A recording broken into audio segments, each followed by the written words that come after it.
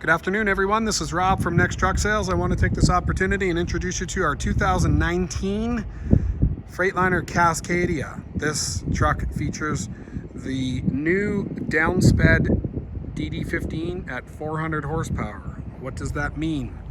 Well, let's talk about horsepower and fuel economy and hills and weights. If you've been around a long time, you'll know that a lot of trucks back in the 80s, 400 horsepower was big horsepower. This truck has 400 horsepower. I know a lot of people think they need 600 horsepower to pull a load, but you actually don't. 400 horsepower will pull every hill in North America just fine. Some of them will struggle to make it up the steepest hills with the longest, with big heavy loads. But if you go onto the Freightliner Spec Pro and start building a truck and you plug in 80,000 pounds, 400 horsepower is definitely all that you need. So don't think that you need more than 400 horsepower to pull a turnpike with something less than 80,000 pounds, because you definitely don't. That being said, what you get in exchange is fantastic fuel economy. A lot of these 400 horsepower Downspeed DD15s that are geared to the moon real fast, low RPM, are returning anywhere from 9 to 11 miles a gallon. So yeah, you're not passing everybody on the highway, but you are passing the fuel station, and that's important. In today's economy with, $5 a gallon of diesel fuel, what you really want is good fuel economy. So when you look at this truck with the aerodynamic plates over top of the wheels, you see the fixed fifth wheel on there, saving about 350 pounds of weight. All these little bits and pieces add up to a slick truck that's going to get you good fuel economy. Take your money that you'd spend on all the other fancy bits and go buy yourself a Harley or a nice Corvette or a fancy pickup. Let this tool do the work for you. It is definitely a fuel miser when you look at the way that this is set up with your with the tires there, with the full skirts down the bottom, and then obviously the gearing and the setup in the transmission and engine. Big 150 gallon fuel tanks, both sides, 300 gallons fuel total capacity. Fifth wheel set slightly forward of center.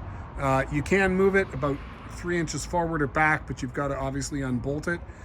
Believe it or not, most people think they need a sliding fifth wheel, when in fact most people don't. Most people set the fifth wheel in the same spot and never move it. You'll also find that you'll have, with a less than 80,000 pound load, you're not going to need to move the fifth wheel very much anyway, because you're not overloading any of the axles. Here we've got Bridgestone M760 Virgin drives, about 60-70% treads. Airliner 4-bag air suspension. We've got remote jumper posts, which is good. Okay, back wall of the cab's clean, not a lot of rub. We've got dual CB stacks on dual CB antennas on the back. Little dent here in the sleeper panel. We're not going to paint it. It's not worth talking about. Certainly, if we painted the whole side, everybody would be questioning what happened to the truck. So we're better off just to leave it and talk about the dent than we are to talk about what happened.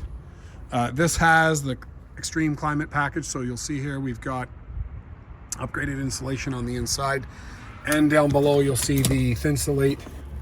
That foil there gives you extra layer of insulation throughout the cab, so the heater and air conditioner are not working nearly as hard as they normally do. Over here we've got a non-window door, but it does give you full pass-through to put gear inside of there. On the opposite side, we've got a very similar setup. I'll just show you that, but it does have a window. Let's have a look in here.